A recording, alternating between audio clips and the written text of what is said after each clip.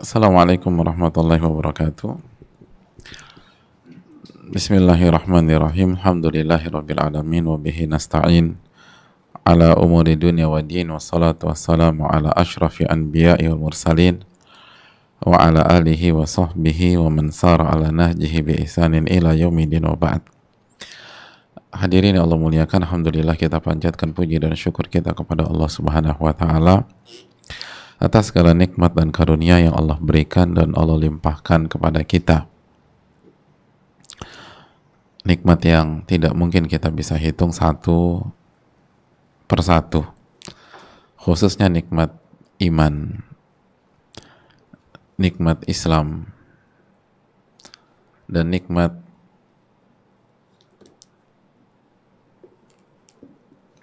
nikmat ilmu. Hadirin sekalian yang Allah muliakan,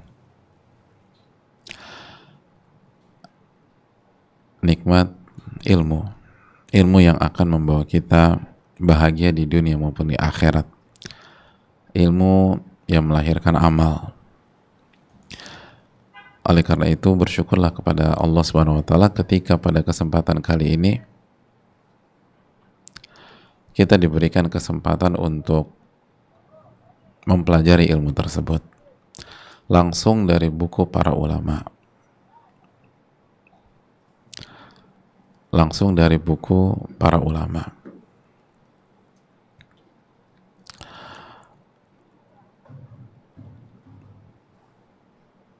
Hadirin yang Allah muliakan,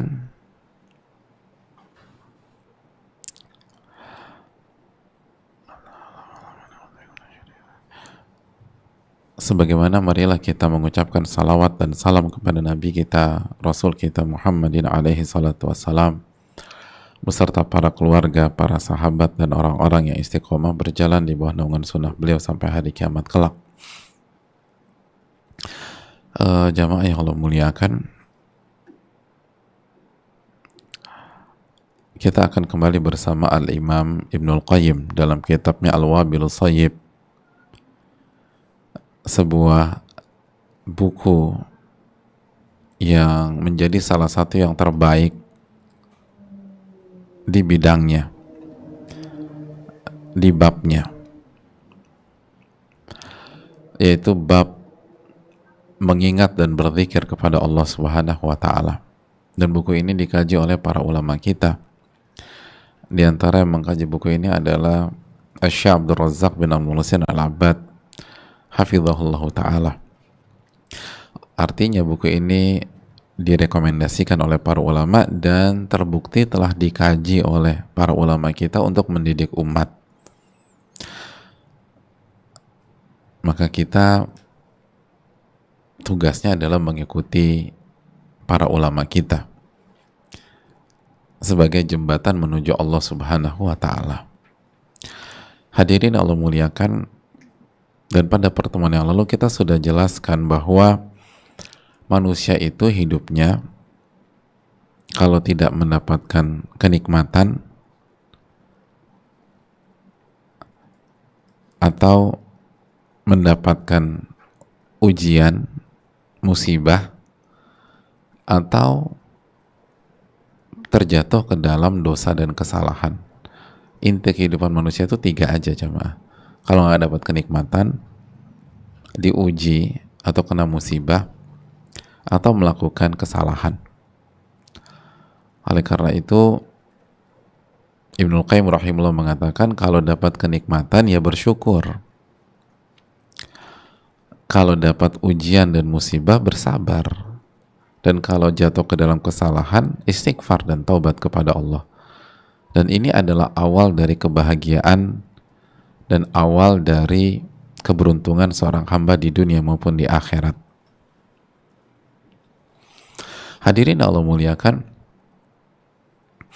dan di pertemuan yang lalu kita sudah jelaskan tentang bersyukur, dan ternyata bersyukur itu adalah pengikat kenikmatan.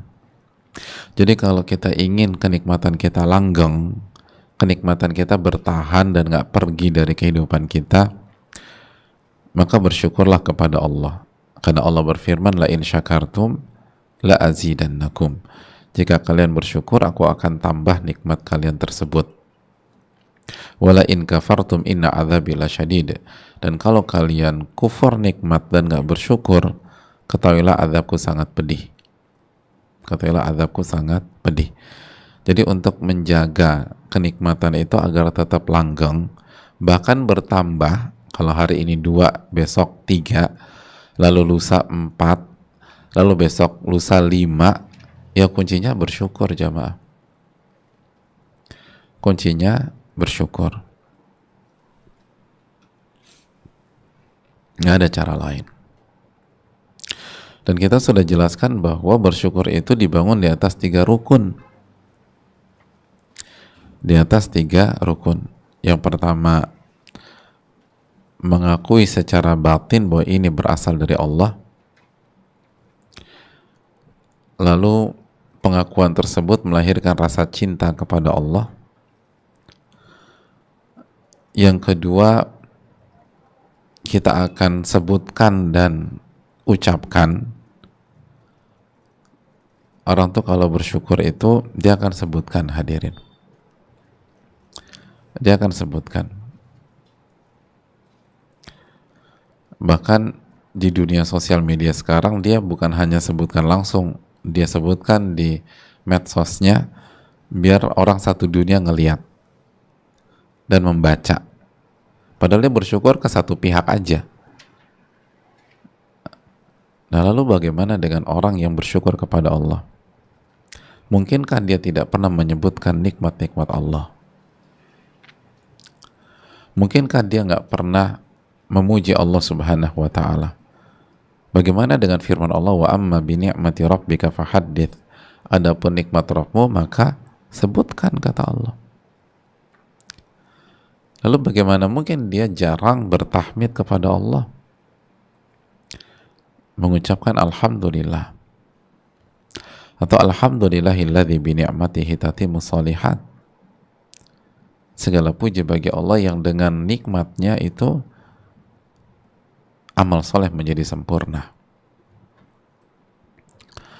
Maka orang yang bersyukur adalah orang yang senantiasa menyebutkan nikmat-nikmat tersebut dan memuji Allah Subhanahu wa Ta'ala sebagai yang pemberi nikmat. Lalu yang ketiga, dia akan gunakan nikmat itu ke jalan Allah Subhanahu wa Ta'ala.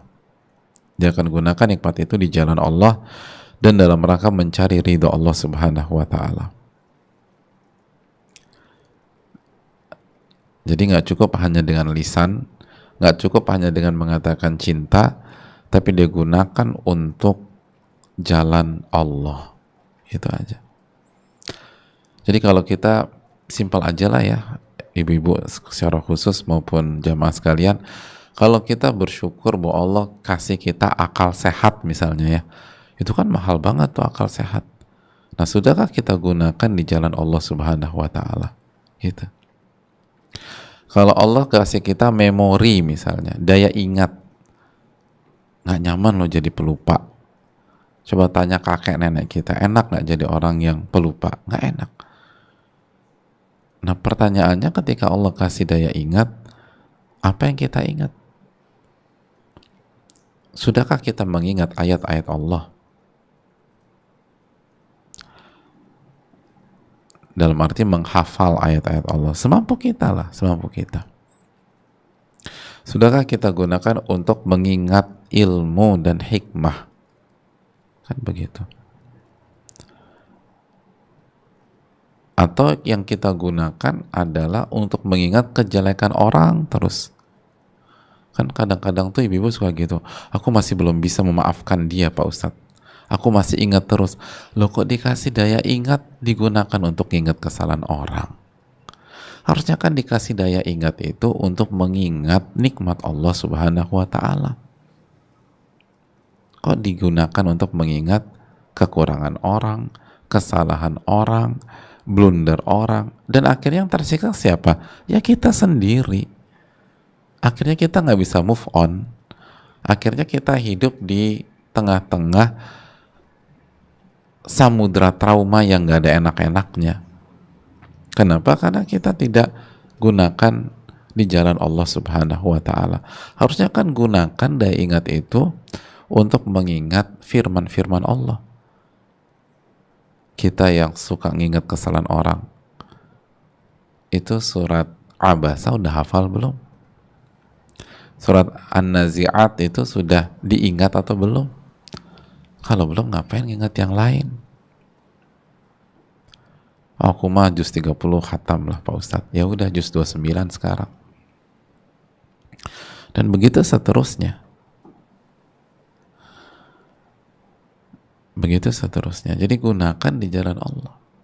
Kita ibu-ibu yang dikasih nikmat rumah tangga. Rumah tangga itu kan nikmat ya. Suami itu nikmat. Sudahkah kita benar-benar maksimalkan rumah tangga kita, keberadaan suami kita, agar kita berada di jalan Allah Subhanahu wa taala? Itu aja udah. Di jalan Allah Subhanahu wa taala. Dan begitu seterusnya. Nikmat waktu, udah gak kita gunakan waktu itu di jalan Allah? Nikmat tubuh, nikmat kecantikan, sudahkah gunakan tubuh kita, kemampuan kita secara fisik di jalan Allah Subhanahu wa taala? Sudah dijaga belum kecantikan kita agar Allah ridhoi kita? Jangan sampai kecantikan kita buat fitnah banyak orang dan akhirnya Allah murka sama kita. Jadi hidup tuh dibuat sesimpel itu. Jangan menggampangkan ya, tapi ini saya punya nikmat nih, udah gak kita gunakan di jalan Allah? Gitu jamaah. Jadi masalah kita nggak gunakan di jalan Allah, tapi justru sibuk meratapi apa yang kita nggak punya. Akhirnya sengsara lagi tuh hidup. Akhirnya sengsara lagi. Maka ini yang perlu kita tanamkan. Nah, itu yang pertama. Yang kedua, kita lanjutkan. Kata para ulama, kata Al-Imam Ibnul Qayyim rahimahullah dalam kitabnya Al-Wabilus Shayyib, "Ats-tsani mihanun minallah." Mihanun minallahi ta'ala yabtalihi biha. Yang kedua, kondisi manusia yang kedua itu dapat ujian. Jadi kalau yang pertama dapat kenikmatan dan solusinya bersyukur, yang kedua adalah dapat ujian, dapat musibah dari Allah Subhanahu wa ta'ala. Dan tujuan musibah itu Allah ingin menguji kita jemaah. Allah ingin menguji kita. Fafarduhu fiha sabru wa taslim. Nah ini. Dan kalau diuji dan dikasih musibah sama Allah, maka kewajiban kita itu sabar dan menyerah pada ketetapan Allah dan perintah serta larangan Allah Subhanahu wa ta'ala. Itu. Nah ini penting jemaah. Jadi hidup kita itu pasti ada ujian, pasti ada musibah. Nah pada saat terjadi musibah dan ujian, kita harus tahu kewajiban kita nih.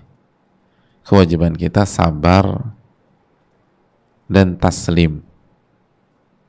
Sabar dan menyerah. Sabar dan menyerah. Begitu aja. Jadi gini loh hadirin. Kata para ulama ya. Kata diantaranya dijelaskan oleh Syekh Saleh Al-Syekh, salah satu ulama tercerdas, terjenius saat ini. Salah satu. Saya nggak mengatakan yang paling, karena sangat relatif seringkali. Dan ada banyak ulama yang sangat jenius dan cerdas-cerdas. Nah, beliau salah satu. Beliau tuh mengatakan gini, kalau kita lagi ada masalah,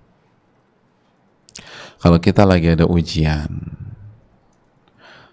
maka hal yang harus kita lakukan adalah bertanya pada diri kita sendiri dengan sebuah pertanyaan begini: apa yang Allah inginkan dari saya. Nah, itu. Apa yang Allah inginkan dari saya. Nah, ini. Apa yang Allah inginkan dari saya di saat ini, gitu loh. Di saat ini. Di waktu ini.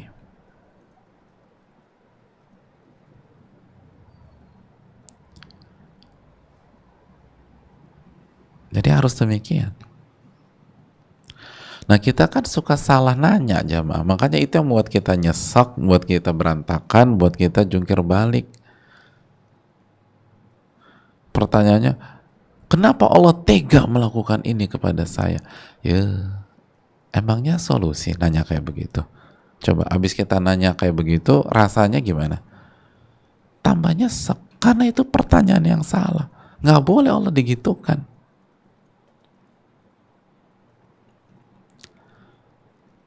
Nggak boleh Allah dikomplain. Kan begitu hadirin Allah muliakan. Masih ingat surat Al-Anbiya ayat 23? Masih ingat nggak? Surat Al-Anbiya, surat ke-21, ayat 23.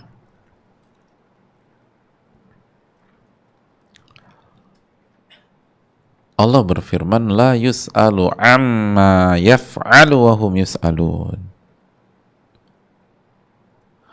Allah tuh nggak ditanya tentang apa yang Allah perbuat. Merekalah yang akan ditanya.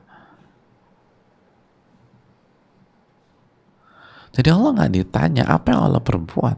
Kenapa Allah takdirkan ini, Allah takdirkan itu. Nggak boleh kita gugat. Yang harus kita pikirkan adalah apa yang akan kita jawab kalau Allah tanya kita pada hari kiamat. Apa respon Anda ketika Anda kena masalah ini? Apa respon Anda ketika Anda diuji dengan masalah ini? Apa respon Anda ketika Anda diuji dengan ini, diuji dengan itu?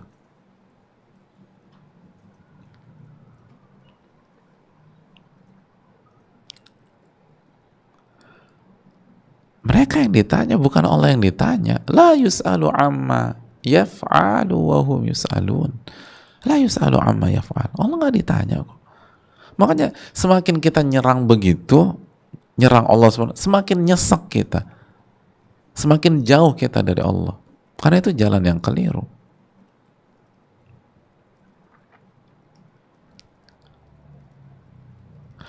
Yang harus kita lakukan itu tadi.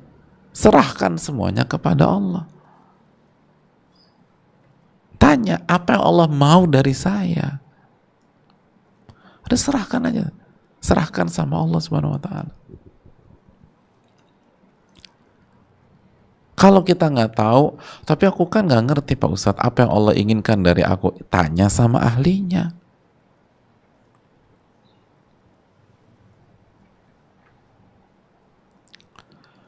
Tanya sama ahlinya.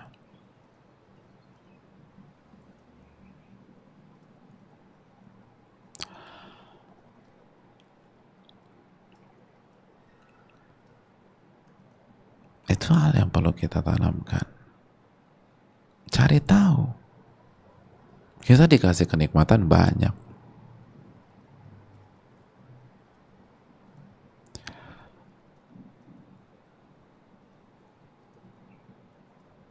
Cari tahu.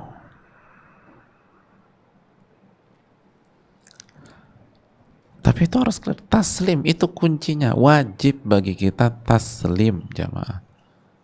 Wajib bagi kita taslim, ibu-ibu sekalian. Serahkan sama Allah.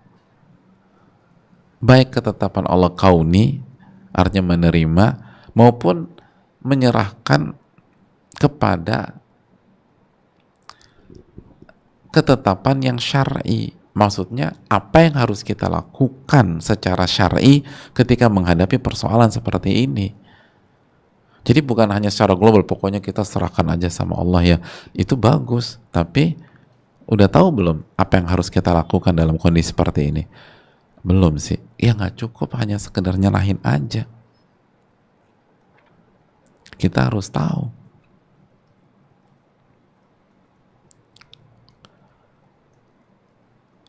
Kalau nggak perlu tahu, buat apa Allah kasih perintah dan larangan kepada kita?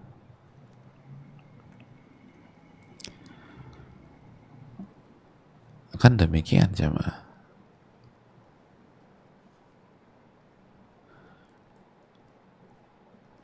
Dan ketika kita tahu apa yang harus kita lakukan, udah jalanin aja, nggak usah banyak mikir.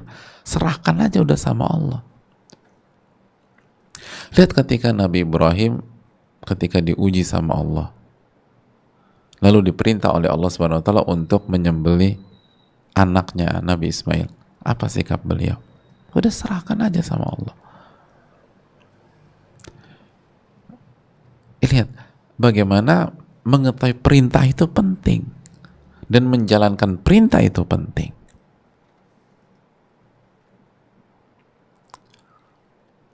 Lalu habis itu serahkan aja sama nanti hasilnya yang terbaik deh.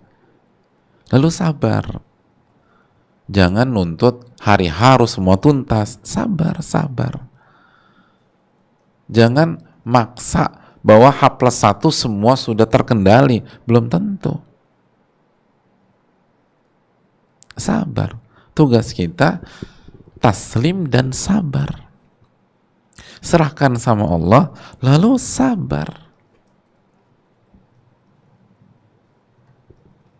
Sabar. Itu menunjukkan bahwa bisa jadi hasil yang terbaik itu nggak datang di hari H, nggak datang di hari esok langsung,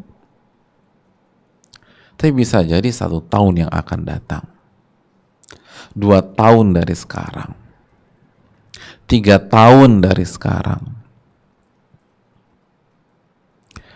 5 tahun dari sekarang. Makanya sabar. Nah itu sabar. Nah manusia itu pengennya buru-buru, itu yang jadi masalah. Padahal Allah sudah kasih kabar gembira. Coba buka Al-Baqarah 155, 156. Ayat yang sangat familiar. Ketika Allah Subhanahu wa taala menjelaskan kepada kita bahwa kita tuh pasti diuji, jamaah sekalian. Itu pasti diuji. Apa kata Allah Subhanahu wa taala di ayat ke-155-nya? Wala nabluwannakum, sungguh kami pasti akan menguji kalian.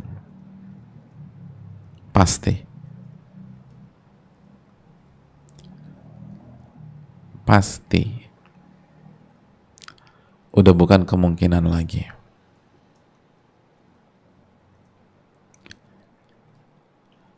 Pasti.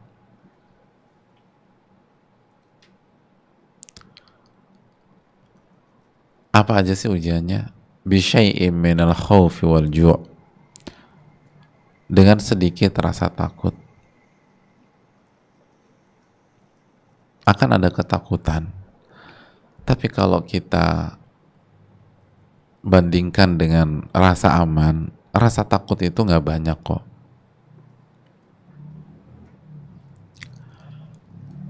Wal ju' dan rasa lapar.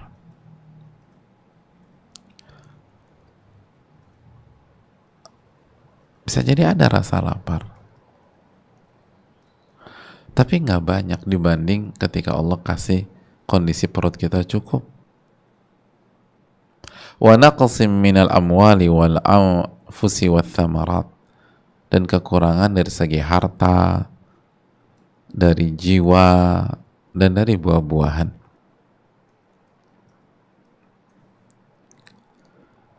Terus apa kata Allah Subhanahu wa taala? Wa basyiris sabirin, maka berilah kabar gembira kepada orang-orang yang sabar. Gitu coba. Berilah kabar gembira bagi orang-orang yang sabar. Sabar. Bukan berilah ancaman bagi orang-orang yang sabar, kabar gembira. Ini menunjukkan pasti happy ending, pasti gembira. Tapi sabar dulu gitu loh. Siapa mereka? Kita lihat 156.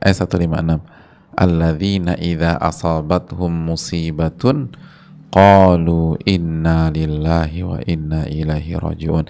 Itu orang-orang yang apabila dikasih musibah, mereka itu mengucapkan inna lillah, sesungguhnya kami itu milik Allah, wa inna ilaihi rajiun, dan kami akan kembali kepada Allah.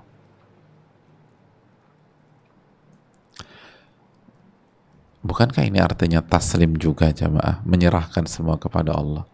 Kita ini milik Allah. Kita ini milik Allah.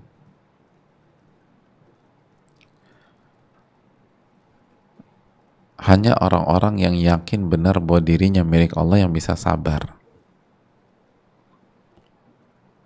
Dan hanya orang-orang yang yakin bahwa dia akan kembali kepada Allah yang bisa sabar.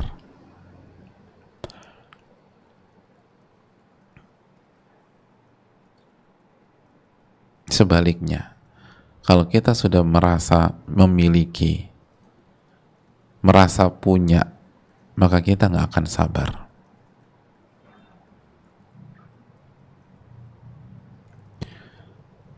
Maka kita nggak akan sabar.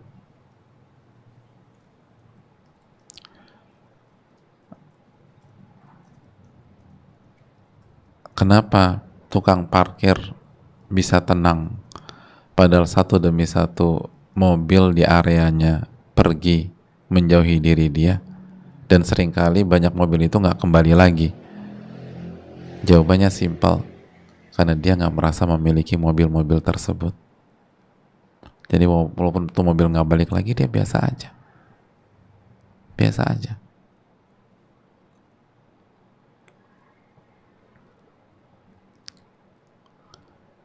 Jadi yang jadi masalah itu ketika kita hidup, kita punya rasa memiliki. Semakin besar rasa memiliki kita, semakin berat dalam menjalani musibah dan masalah. Tapi semakin yakin bahwa semuanya ini milik Allah, maka kita akan semakin tenang menghadapi segala masalah dan semakin sabar ngadapin masalah. Ustadz, aku udah fasih dan selalu mengucapkan innalillahi wa inna ilaihi rajiun kalau ada musibah, tapi kenapa tetap nyesek? Karena kalimat itu hanya diucapkan dengan lisan, adapun hati masih merasa memiliki. Itu masalahnya. Tapi berat, memang berat. Dan yang berbicara detik ini bukan berarti lebih jago, enggak. Tapi kita belajar bareng jamaah. Susah memang. Tapi kalau mau sabar ya begitu. Taslim, serahkan semua kepada Allah, karena Allah yang punya semuanya. Dan yakin bahwa kita akan kembali kepada Allah. Kita akan kembali kepada Allah. Semua akan dipertanggungjawabkan. Kita akan pulang. Kita akan pulang kembali kepada Allah.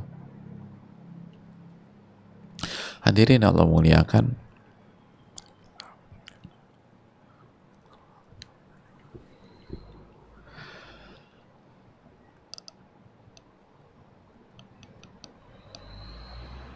Kan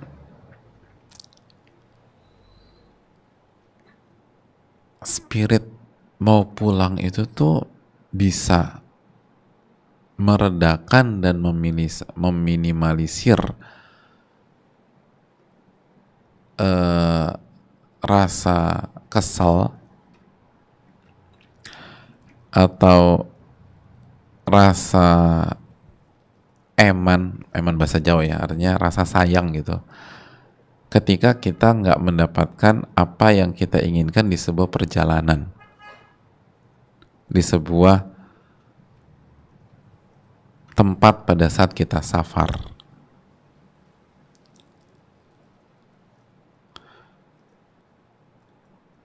Kan begitu. Kita pergi ke sebuah kota, terus kita punya agenda mau ke 4 tempat. Duanya tutup. Buka lagi lusa. Sedangkan lusa schedule kita pulang, flight pertama. Terus kata guide-nya gimana? Kita extend, tunda kepulangan? Enggak, saya harus pulang. Tapi ini 2 tempat lagi. Enggak apa-apa, nanti aja. Sayang loh. Enggak, saya harus pulang. Sudah kangen sama anak saya gitu. Saya harus pulang. Jadi itu yang rasa ingin pulang itu tuh sangat ngebantu jamaah.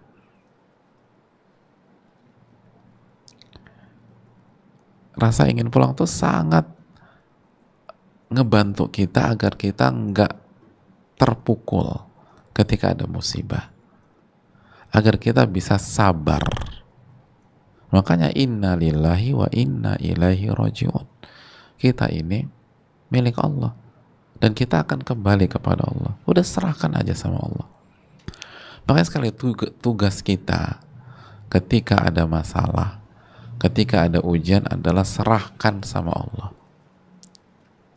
Lalu sabar ngejalanin itu. Udah buat simpel aja deh. Buat simpel. Dan ingat, serahkan kepada Allah secara kauni dan secara syar'i. Maksudnya apa? Secara kauni itu kita serahkan kepada Allah apa yang Allah putuskan untuk kita.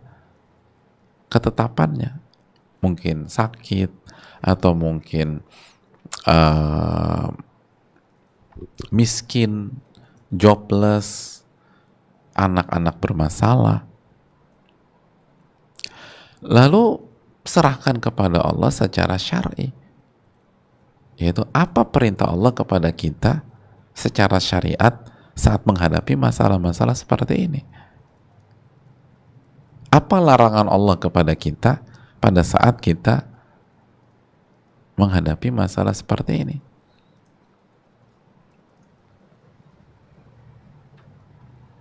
Ya kalau bahasa ibu-ibu sekarang, do's and don'ts-nya gitu loh ibu-ibu. Lalu udah jalanin aja, jangan kebanyakan mikir, sabarin. Jangan terlalu banyak dipikirin, tapi banyakin disabarin. Nah itu. Sama dizikirin. Nah itu. Sabar. Nanti ketemu lagi ayat tadi tuh. Al-Baqarah 155. Wa basyiris sabirin. Maka bergembiralah orang-orang yang sabar. Gitu jemaah. Bergembiralah orang-orang yang sabar.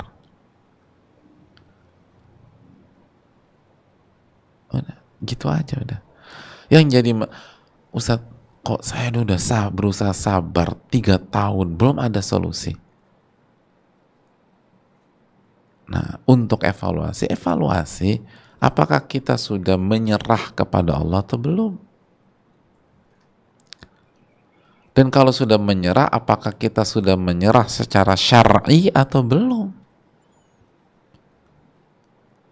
Apakah kita udah jalankan atau kita tetap jalankan tugas-tugas kita pada saat kita punya masalah, atau justru kita abai? Lalu secara global kita bilang, pokoknya aku serahkan aja sama Allah. Nggak cukup hadirin. Nggak cukup.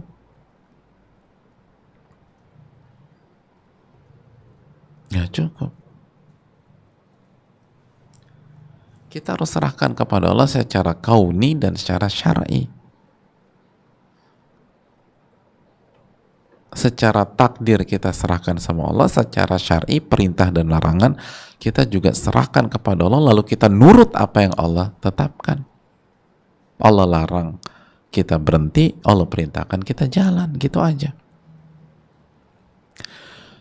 Lalu ketika sudah on track gitu ya, baru sabarin, banyakin sabar, Dan ingat, inna nasra ma'as sabri. Sesungguhnya kemenangan itu selalu bersama kesabaran. Kemenangan selalu bersama kesabaran. Kabar gembira selalu bersama orang-orang yang sabar. Itu aja udah.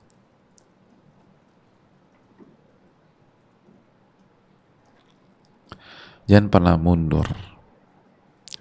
Jangan pernah terpuruk. Jangan pernah down. Nggak ada yang perintahkan kita untuk lemah. Nggak ada. Justru Nabi SAW melarang kita untuk berlemah-lemah ria, jamaah. Kata Nabi SAW, wala ta'jiz atau wala ta'jaz. Jangan pernah kamu lemah. Jangan pernah kamu lemah.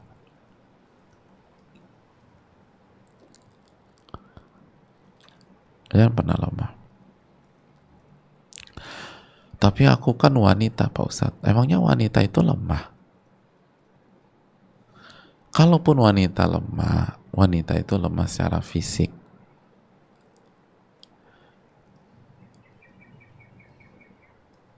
Tapi kalau kita lihat nama-nama besar seperti Maryam,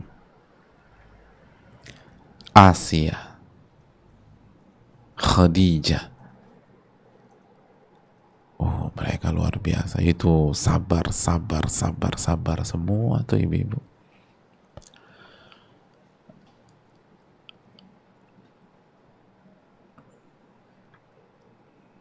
Saya pernah dikasih tahu seorang dokter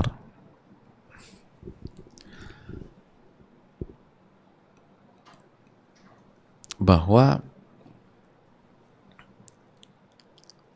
anak perempuan atau perempuan itu lebih kuat nahan demam daripada anak laki-laki atau laki-laki. Lebih kuat nahan demam kalau panas dibanding anak laki-laki.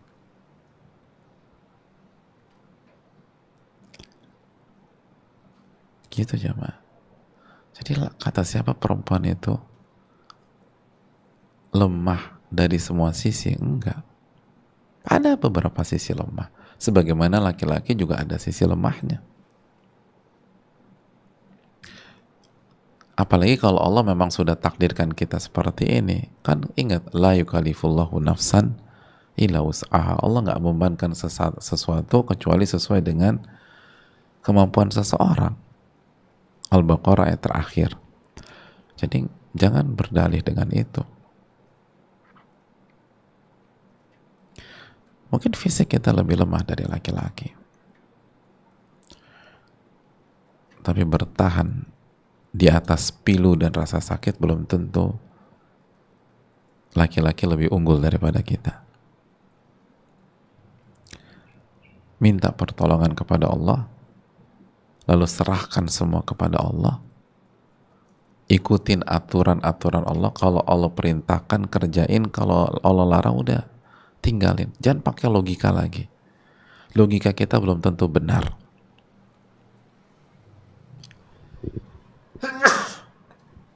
Alhamdulillah. Ya dikallahu balakum. Tapi wahyu itu pasti benar jamaah. Dan wahyu nggak mungkin bertentangan dengan logika, nggak mungkin. Tapi yang jadi masalah, logika kita belum tentu benar. Wahyu itu nggak mungkin bertabrakan dengan logika yang benar, nggak mungkin bertabrakan dengan akal sehat, tuh nggak mungkin. Tapi yang jadi masalah, akal kita belum tentu sehat saat ini. Bisa jadi pas lagi sakit, dan wajar lah, namanya juga manusia. Jadi udah serahkan sama Allah, lalu sabar sampai Allah kasih pertolongan. Lihat bagaimana jawaban Nabi SAW kepada sebagian para sahabat ketika para sahabat bertanya, kapan nih kita hijrah? Kapan kita hijrah? Kapan kita hijrah? Apa jawaban Nabi SAW? Lam umar bil hijrah. Saya belum diperintahkan untuk berhijrah. Masya Allah. Dan konsekuensi belum tetap bertahan di Mekah itu apa pada saat itu hadirin? Berarti tetap dicela, tetap dicaci, tetap ditekan, bahkan tetap disakiti. Tapi beliau sabar. Beliau sabar, jamaah.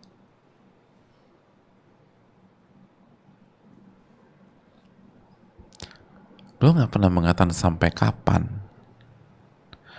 Karena sampai kapan itu urusan Allah. Tadi, la yus'alu amma yaf'alu. Allah tidak ditanya apa yang Allah lakukan. Tugas kita ada, PR kita adalah menjalankan tugas-tugas kita, lalu sabar. PR kita bukan nanya kapan, tapi jalankan tugas-tugas kita, lalu sabar di atas itu semua. Saya rasa cukup sampai di sini. Jazakallahu khairan. Kita buka sesi tanya jawab. Wassalamualaikum warahmatullahi wabarakatuh.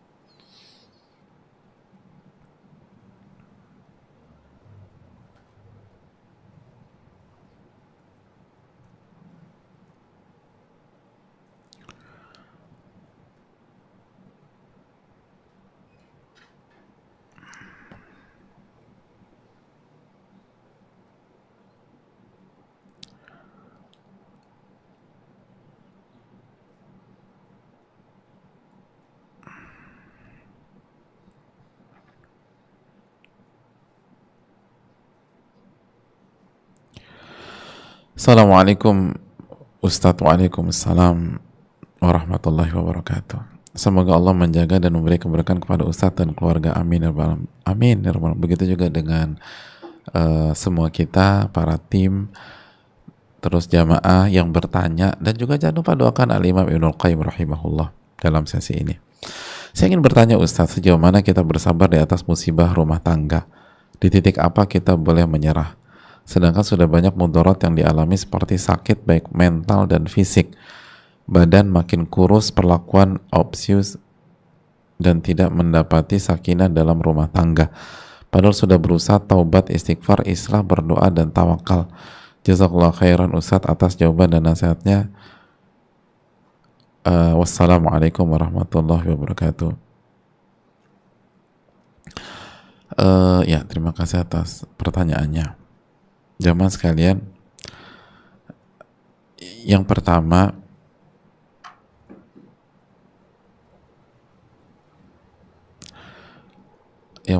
hadirin, sabar itu ketika ditanya sampai kapan, maka jawabannya, kalau pertanyaannya sabar tuh ada batasnya nggak sih Pak Ustadz? Ada.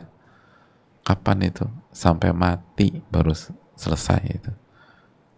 Jadi sabar itu sampai wafat, jamaah. Dan tidak ada kata menyerah. Nggak boleh lemah, jamaah. Nggak boleh lemah. Menyerah di sini bukan menyerah kepada Allah ya, tapi menyerah untuk berjuang, itu maksud saya. Jangan nyerah. Wala ta'jiz, jangan nyerah. Jangan lemah, jangan nyerah. Nyerah tuh nyerah kepada Allah. Dan justru itu kekuatan.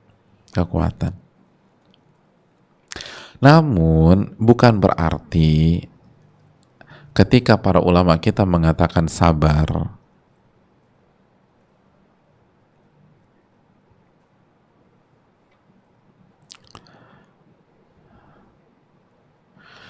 jadi ketika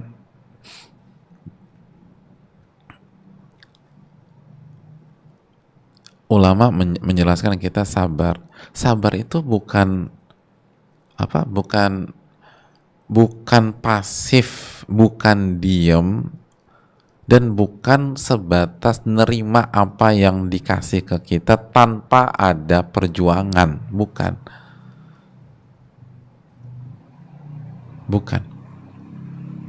Tapi tadi kita jelaskan, sabar itu dengan menyerahkan kepada Allah. Dan insya Allah nanti pada pertemuan yang akan datang, insya Allah kita jelaskan yang dimaksud sabar itu apa sih. Kan ini kita pelan-pelan nih jamaah. Ini kan kita ngaji kitab. Jadi nggak semuanya tuntas dalam sesi ini, tapi pelan-pelan lah. Kalau ditanya sabar sampai kapan, ya sampai mati. Tapi bisa jadi yang ada di benak kita dan yang diinginkan para ulama itu beda. Artinya bisa jadi salah satu bentuk kita sabar dalam menjalani hidup dan rumah tangga kita, kita bercerai. Kita bercerai. Kenapa? Karena Allah perintahkan kita untuk bercerai jika kasusnya seperti ini. Gak bisa dipertahankan. Justru kalau kita bertahan, itu bukan sabar yang benar. Gitu loh maksudnya. Makanya nanti kita bahas insya Allah di pekan depan. Yang penting kita tahu dulu nih, kewajiban kita kalau ada musibah dan ujian, taslim dan sabar gitu. Serahkan sama Allah, lalu sabar. Kan itu, serahkan sama Allah. Bukan serahkan sama ego kita.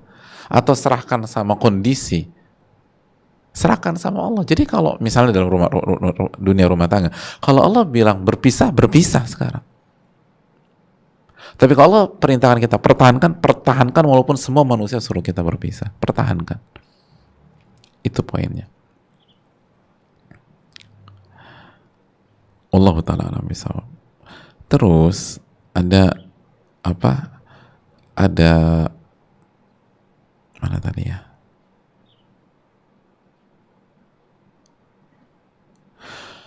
Ada info dari pertanyaan ini, beliau mendapatkan sikap kasar dari pasangan beliau.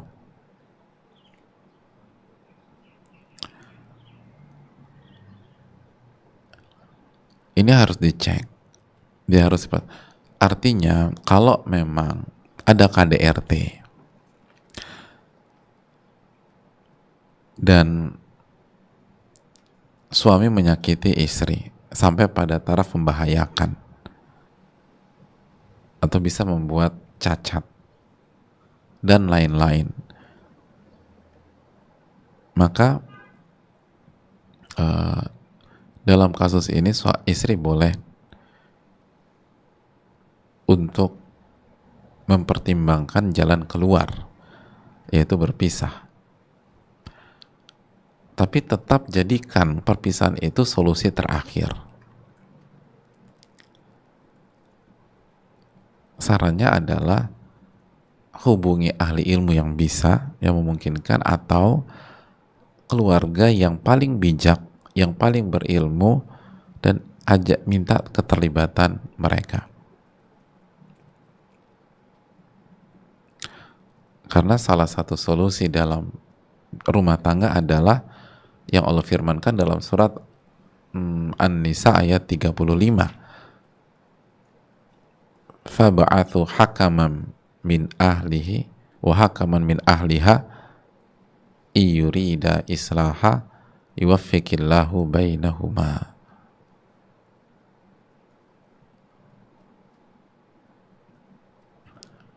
Jadi perwakilan dari suami ketemu sama perwakilan dari istri dan mereka dinamakan hakam.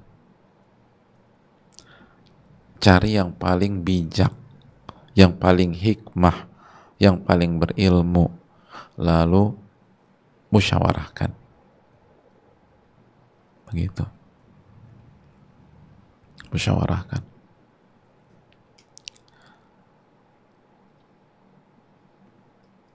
Dan evaluasi diri. Makanya kan tadi kita sampaikan, sabar itu bukan hanya bertahan pasif, bukan. Tapi sabar itu kita serahkan kepada Allah dan kita ikuti instruksi Allah Subhanahu wa ta'ala. Nah, seringkali kita sebagai orang awam nggak tahu apa perintah dan apa yang Allah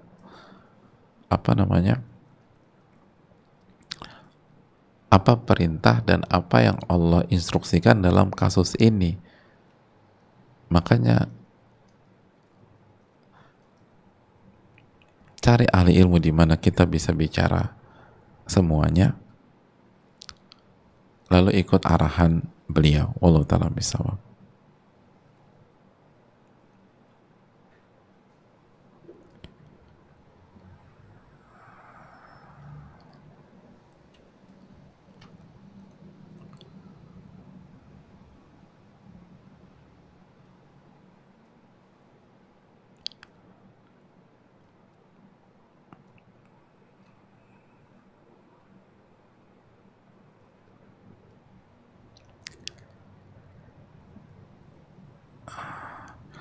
banyak sekali pertanyaan tentang cerai ya.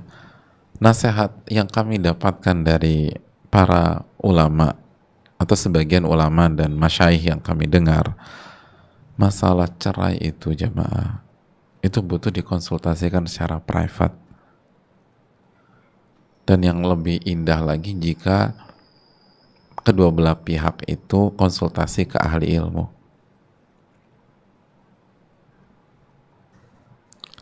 Konsultasi ke ahli ilmu. Baru dan dua-duanya cari kebenaran. Insya Allah akan ada penyelesaian.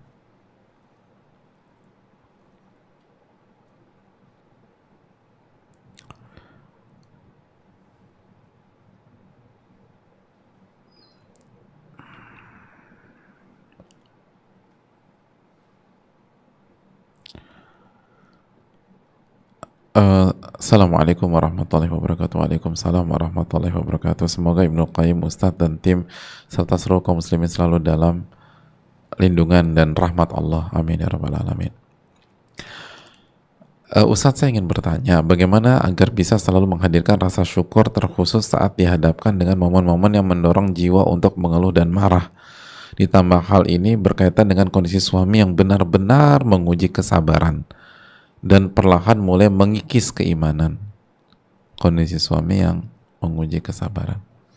Sempat di mana indikator seorang istri harus sampai di mana indikator seorang istri harus bisa terus bersabar lalu bersyukur, dan kapan seorang istri harus bisa mengambil tindakan tegas. Terkadang sempat terbesit di pikiran ingin kami berpisah untuk sementara waktu agar bisa sama-sama saling mensyukuri keberadaan masing-masing, saling muhasabah. Apakah hal ini diperbolehkan Ustadz? Mohon nasihatnya, jazakallahu khairan. Ya, terima kasih atas pertanyaannya. Hadirin Allah muliakan,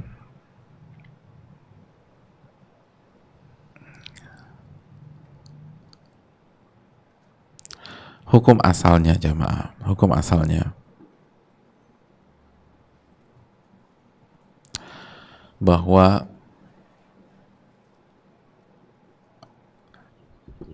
suami dan istri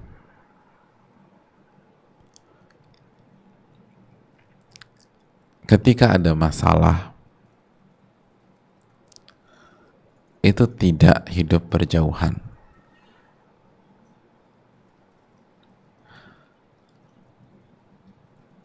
Karena ketika ada masalah lalu hidup berjauhan, hidup terpisah ya, mungkin lebih tepat, enggak, aku nggak berjauhan kok, cuman terpisah, tetap hidup terpisah, tidak dalam satu rumah, syaitannya akan lebih leluasa bermain. Allah berfirman dalam surat At-Talaq ayat 1, la tukhrijuhunna min buyutihin wala yakhrujna illa ayyatina bifahishatim mubayyinah. Allah berfirman, dan janganlah kalian mengeluarkan istri kalian dari rumah mereka, dan jangan sampai mereka keluar. Jadi kalau kalian tidak usir, kalian tidak keluarkan, tapi istri yang ingin dengan kemauannya sendiri untuk keluar, jangan dikasih izin ya, jangan sampai dia keluar.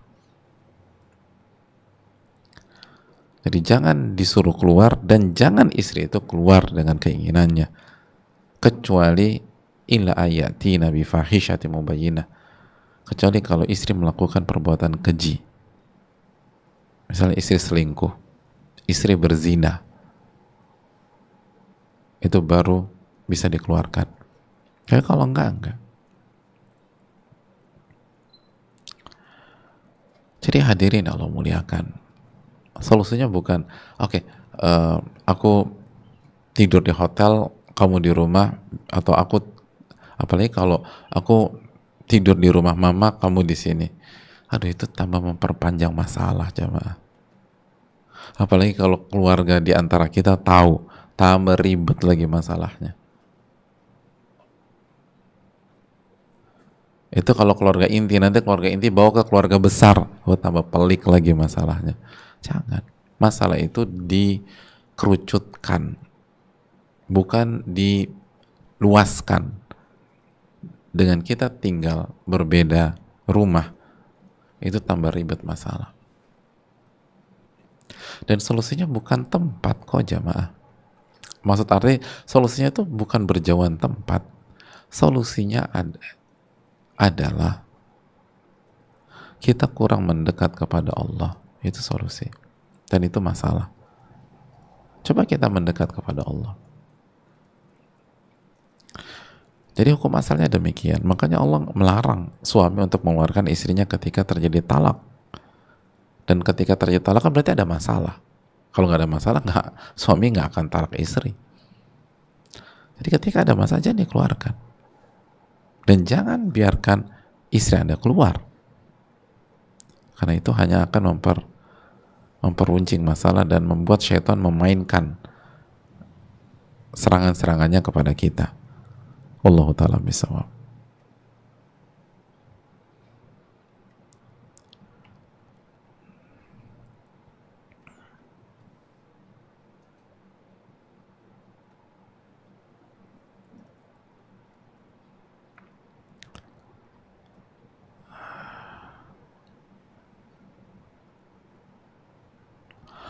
Assalamualaikum warahmatullahi wabarakatuh. Waalaikumsalam warahmatullahi wabarakatuh.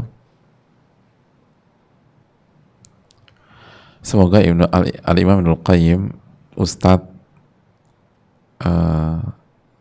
tim keluarga dan semua kaum muslim mendapatkan rahmat, keberkahan, kebahagiaan di dunia akhirat. Amin ya rabbal alamin. Begitu juga dengan yang bertanya. Afan, Ustadz ingin bertanya, tahun lalu saya mendapatkan ujian dari Allah. Ada tumor jinak di payudara saya. Lalu saya putuskan untuk operasi. Alhamdulillah Allah sembuhkan. Dan setelah itu selama beberapa pekan ternyata ada benjolan lagi. Lalu saya masih berusaha ikhtiar dengan cara lain. Dan qadarullah sampai sekarang Allah belum beri kesembuhan. Dan terkadang saya berpikir untuk operasi lagi. Tapi Ana juga malu dan lain-lain. Karena dokter di daerah Ana mayoritas laki-laki. Apakah Ana harus sabar untuk ikhtiar dengan cara selain operasi? Atau Ana operasi saja ya Ustadz? Jazakallah khairan atas arahan dan ilmunya Ustadz. Ya terima kasih. Masalah-masalah pelik loh jamaah sekalian. Ini sebagai ini aja ya.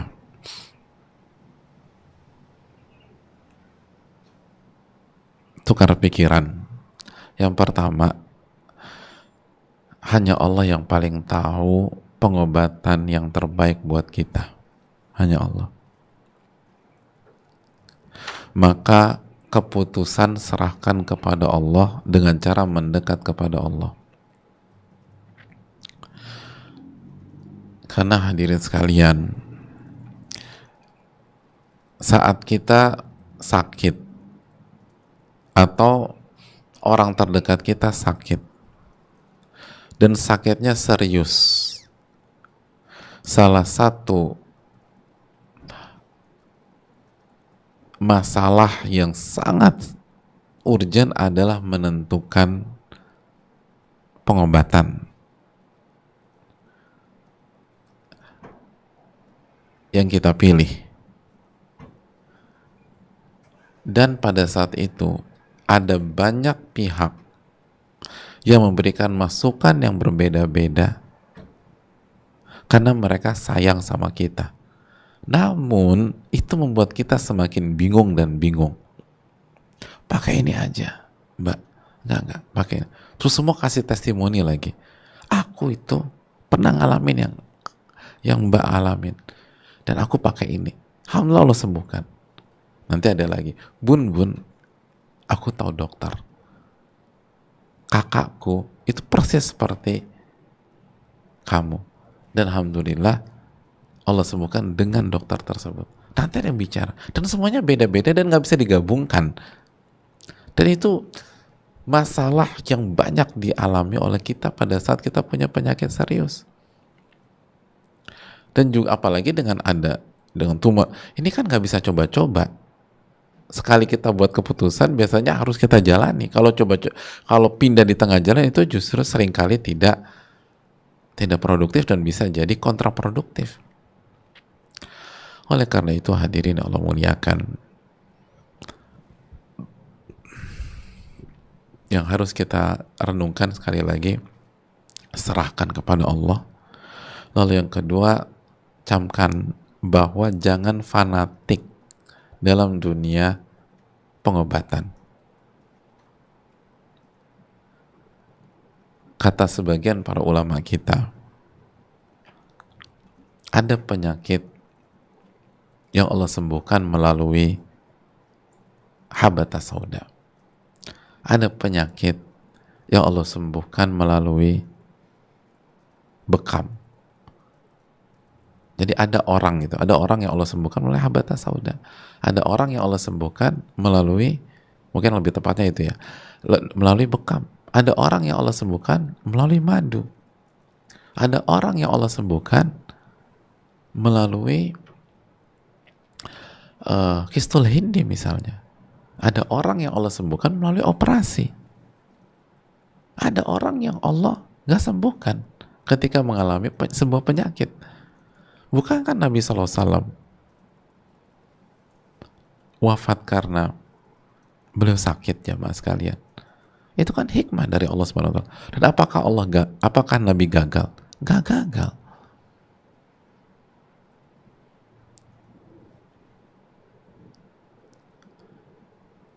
Karena kan beliau sakit dan kondisi beliau turun terus. Padahal beliau mengatakan tentang habata sauda. Beliau mengatakan tentang madu. Beliau yang menjelaskan tentang bekam. Itu artinya apa jemaah sekalian? Artinya bahwa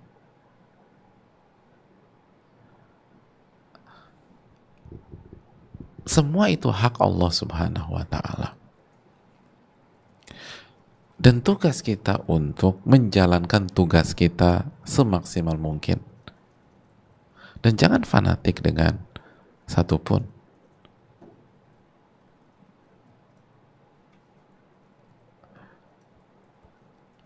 Lalu juga hadirin Allah muliakan,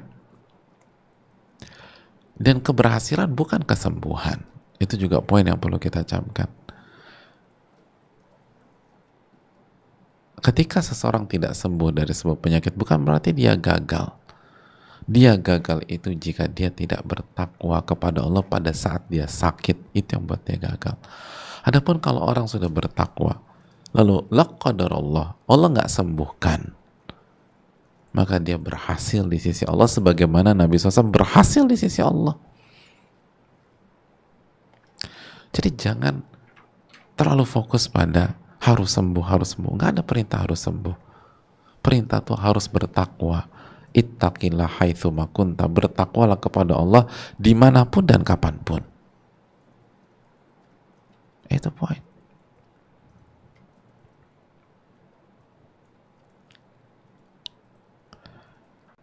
Itu hal yang perlu kita camkan. Dan kita berobat itu dalam rangka ikhtiar, jamaah. Akhdul asbab, karena Allah yang perintahkan kita untuk berikhtiar. Jadi kita berobat semaksimal mungkin dalam rangka berikhtiar dan menjalankan perintah Allah. Adapun sembuh atau tidak, itu urusan Allah. Urusan Allah. Dan Allah paling tahu yang terbaik buat kita.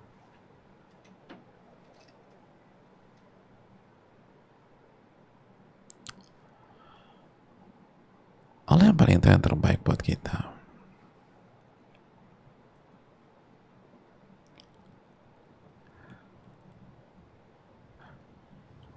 Lalu sebagaimana kita katakan tadi, berusahalah menjalankan perintah dan larangan Allah.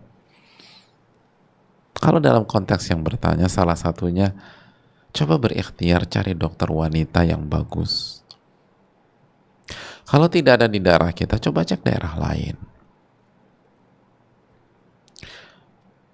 Berjuanglah menjalankan perintah Allah Subhanahu wa ta'ala. Kecuali kalau nggak ada lagi ya. Kecuali kalau tidak ada lagi. Tapi coba jujur dulu berjuang, jamaah. Lalu yang terakhir, yakinlah bahwa salah satu pengobatan terbaik Bahkan ini yang terbaik adalah iman dan berzikir kepada Allah Subhanahu wa taala. Karena Allah yang berfirman dalam surat Al-Isra ayat 82, "Wa nunazzilu minal Qur'an ma huwa shifa wa rahmatun lil mu'minin."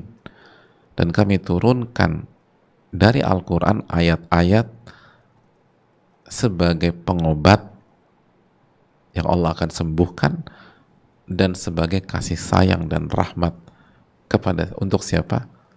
Untuk orang-orang yang beriman. Bukan untuk semua orang, tapi hanya untuk orang-orang yang beriman. Ini menunjukkan Al-Quran adalah obat, tapi bagi orang yang yakin dengan Al-Quranul Karim, yakin dengan Allah Subhanahu wa ta'ala. Makanya Syekhul Islam itu jamaah, itu ketika sakit,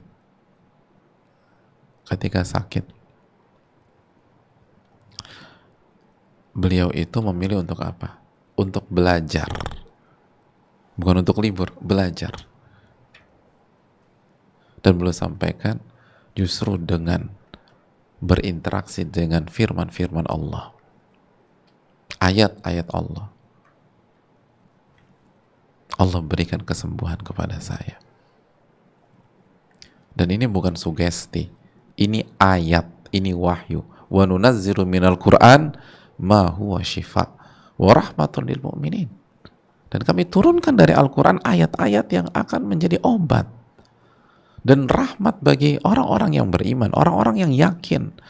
Tapi jadi masalah, seyakin apa kita dengan ayat-ayat itu? Yang jadi pertanyaan adalah, seyakin apa kita dengan Allah Subhanahu wa ta'ala ketika Allah berfirman dengan ayat ini?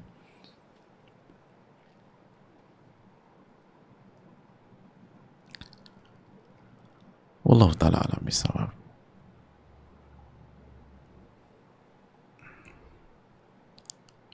Banyak berdoa kepada Allah dan ruqyah diri sendiri jamaah.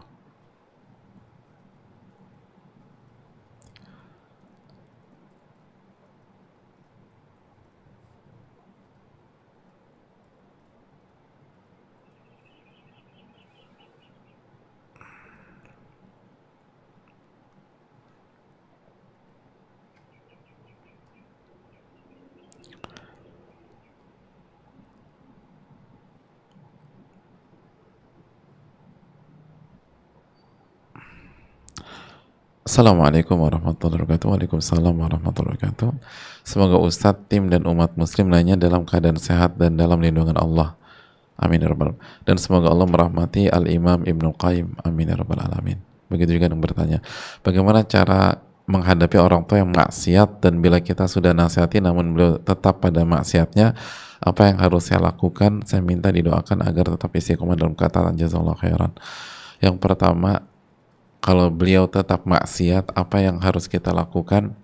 Tetap istiqomah. Karena kalau the worst case scenario, orang tua kita wafat di atas maksiat, semoga Allah menolong beliau dengan ketaatan yang kita lakukan. Bukankah bahwa ketaatan anak itu mempengaruhi orang tua? Bukankah ulama mengatakan bahwa ibadah yang dilakukan anak yang soleh itu pahalanya ke orang tuanya juga? Jadi tetap istiqomah, jangan justru frustasi. Justru ini harus menjadi cambuk bagi kita untuk lebih istiqomah. Dan itulah cara bakti kita kepada orang tua kita. Lalu yang kedua, doakan beliau, doakan beliau, doakan beliau. Perbanyak baca Rabbik firli wali walidayya warhamhuma kama rabbayani shaghira. Bukankah pada hari kiamat nanti ada orang yang bingung ketika Allah selamatkan dia dari api neraka dan dimasukkan ke surga? Lalu ketika orang ini bertanya, kok bisa saya masuk surga? Allah mengatakan, bistighfari waladika. Anda tuh diselamatkan karena istighfar, dan istighfar yang dipanjatkan oleh anak Anda. Jadi beristighfar kepada Allah. Lalu yang ketiga, tetap bermuamalah dengan cara yang baik, bahkan harus lebih baik lagi, bukan justru stres. justru harus lebih baik lagi agar hati orang tua kita tersentuh. Jadi harus lebih baik lagi sama orang tua dan minta pertolongan kepada Allah agar kita bisa berbuat baik sama orang tua kita. Ini yang bisa disampaikan. Jazakallahu khair, semoga bermanfaat dan semoga kita semua dijaga oleh Allah dan dimudahkan oleh Allah Subhanahu wa taala. Allahumma inna nas'aluka ilman nafi'an wa na'udzubika min ilmin la yanfa'. Subhanaka wa bihamdika, la ilaha illa anta, astaghfiruka wa atubu ilaik. Assalamualaikum warahmatullahi wabarakatuh.